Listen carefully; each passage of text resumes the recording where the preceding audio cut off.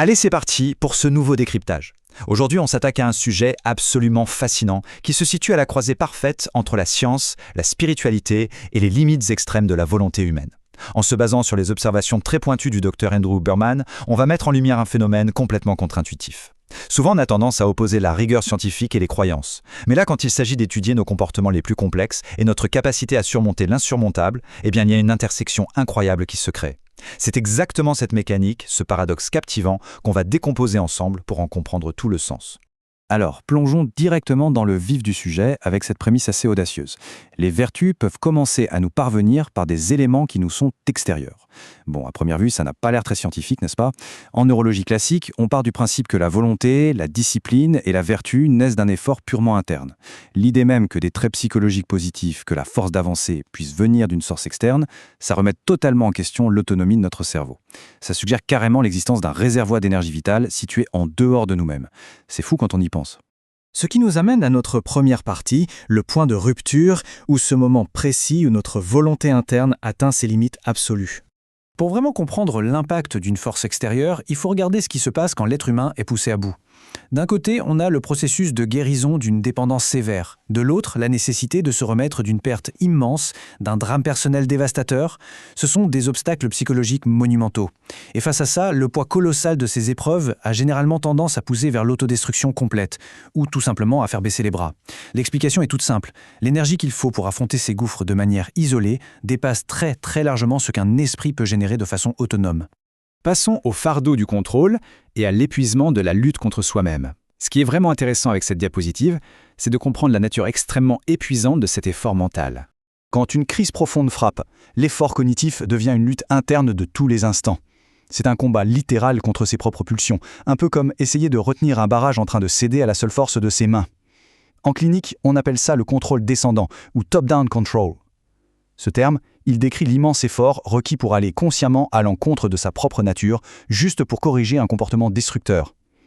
Nos parties logiques du cerveau doivent littéralement écraser et forcer les autres régions à ne pas céder. Ce fardeau crée une friction interne maximale qui devient presque impossible à tenir sur le long terme. On en arrive donc au soulagement du lâcher-prise, c'est-à-dire ce qui se passe quand on déplace ce fameux lieu de contrôle. Alors, que se passe-t-il quand on arrête de s'appuyer uniquement sur ce contrôle interne épuisant ? Eh bien, c'est là que la croyance intervient, non plus seulement comme une idée théologique, mais comme un vrai mécanisme psychologique. Les observations montrent très clairement que confier ce fardeau accablant à une puissance supérieure, que ce soit le Christ ou une toute autre forme de Dieu, procure un soulagement psychologique très concret. En transférant le poids de la lutte vers un élément extérieur, l'esprit est soudain libéré de cette tâche titanesque de devoir tout combattre tout seul. Et le fait est que ça s'avère extrêmement efficace dans le processus de rétablissement. Regardons un peu comment tout ça se construit à travers ce processus en 3 étapes. D'abord, l'étape 1, l'expérience de cette immense nécessité d'aller contre soi-même. Une phase de contrôle épuisant et de friction constante. Ensuite, l'étape 2, l'acte délibéré de lâcher prise et de confier le processus à Dieu ou à une puissance extérieure. Et enfin, l'étape 3, le résultat direct, un vrai soulagement ressenti face à l'épreuve. L'angoisse de la lutte permanente retombe, non pas parce que le problème a magiquement disparu, mais parce que la responsabilité de le surmonter ne repose plus exclusivement sur les épaules de l'individu. Ce qui nous prépare au cœur même de cette analyse, l'ultime paradoxe. Le moment précis où abandonner signifie en fait gagner du terrain.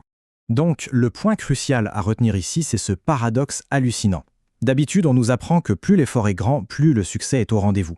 Mais dans les abysses d'une détresse extrême, essayer de tout affronter par soi-même, c'est la chose la plus difficile et ça mène bien souvent à l'échec par simple épuisement mental. Le paradoxe est total. Arrêter d'essayer de s'en sortir par ses propres moyens pour s'en remettre à un élément extérieur, ça rend mystérieusement le chemin de la guérison beaucoup plus facile. Accepter sa propre impuissance devient en fait le levier le plus puissant. C'est exactement quand l'effort interne s'arrête que la vraie efficacité pour surmonter le défi apparaît. Comment la chose la plus difficile devient-elle facile quand on arrête d'essayer ? C'est la question fondamentale et profondément troublante qui ressort de ces observations entre neurosciences et spiritualité. Ce paradoxe laisse présager qu'il existe des mécanismes de résilience humaine qui échappent encore totalement à nos simples équations de discipline personnelle. Ça force à repenser les frontières réelles de la volonté et ça invite à méditer sur une idée forte. Et si, face à l'insurmontable, la plus grande des forces ne se trouvait pas dans le contrôle, mais bien dans le courage immense du lâcher-prise ? Voilà une sacrée réflexion pour clôturer ce décryptage. À très vite pour une prochaine analyse.